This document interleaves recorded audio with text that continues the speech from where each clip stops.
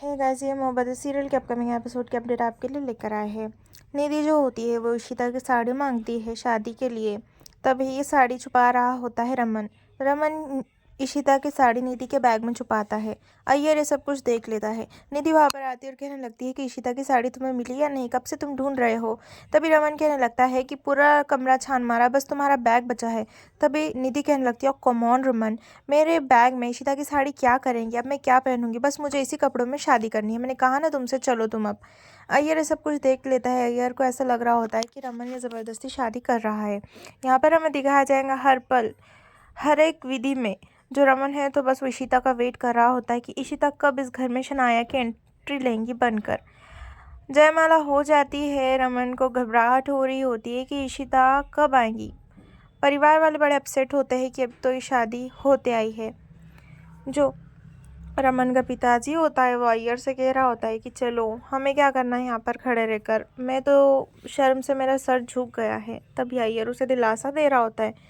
रमन यहाँ पर नाटक करने लगता है, कहने लगता है मुझसे उठा नहीं जा रहा, मेरे पैर में मोच आ चुकी है। तभी जो निधि होती है वो कहने लगती है कि रमन तुम थोड़ा रेस्ट कर लो। तभी रमन कहने लगता है कि नहीं नहीं। रमन जो होता है तो दरवाजे की ओर देख रहा होता है कि कब इशिता आएंगी शनाया बनकर और इस घर में कब वो एंट्री लेंगी, कभी शादी रुक जाएंगी।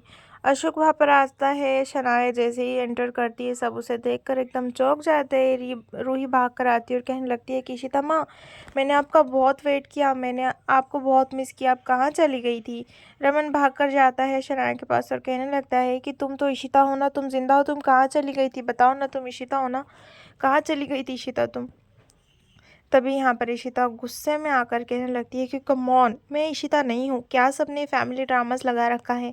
इशिता इशिता इशिता, मेरा नाम है शनाया, मैं यूएस से यहाँ पर आई हूँ, ऐसा वो कह रही होती है। तभी रूही वहाँ पर आती है और कहने लगती है कि आप इशिता ही हो ना, इशिता मम्मा। तभी इशिता नीचे बैठती है और कहने लगती है कि देखो बेटा, मैं सबको रूडली बोल सकती हूँ लेकिन तुम्हारे पास तो मैं इतना रूडली नहीं बोलूँगी ना। मैं सॉरी चाहती हूँ तुम्हारा दिल तोड़ने के लिए, लेकिन मेरा नाम इशिता नहीं है। जो अय्यर होता है तो वो कहने लगता है कि तुम मेरी बेटी इशिता हो ना। इशिता सबको समझा रही होती। निधि कहने लगती है जब तुम इशिता हो नहीं तो यहाँ पर क्यों आई हो। तभी शनाया जो है वो कहने लगती है कि ये जो अशोक है ना, तो इसने कहा था कि ये मुझसे शादी करेगा और फिर यहाँ पर ये मुझे लेकर आ गया, इसने मेरी कंप्लेंट कर ली और अब हम ये इंक्वायरी करने के लिए आए हैं इसके दोस्त रमन से कि ये नेचर वाइज कैसा है, इसका बैकग्राउंड कैसा है, ये सब हम पूछने के लिए आए हैं। तभी इसने मेरी कंप्लेंट पुलिस में भी कर दी कि अब मैं इशिता हूँ, इशिता एक क्रिमिनल थी इसलिए मेरी फिंगरप्रिंट्स ली गई, ये ली गई। अब ये प्रूफ हो जाएगा कि फाइनली मैं इशिता नहीं हूँ, मेरा नाम शनाया है। एक बार ये प्रूफ हो जाने दो, रिपोर्ट्स आने के लिए टाइम लगेगा।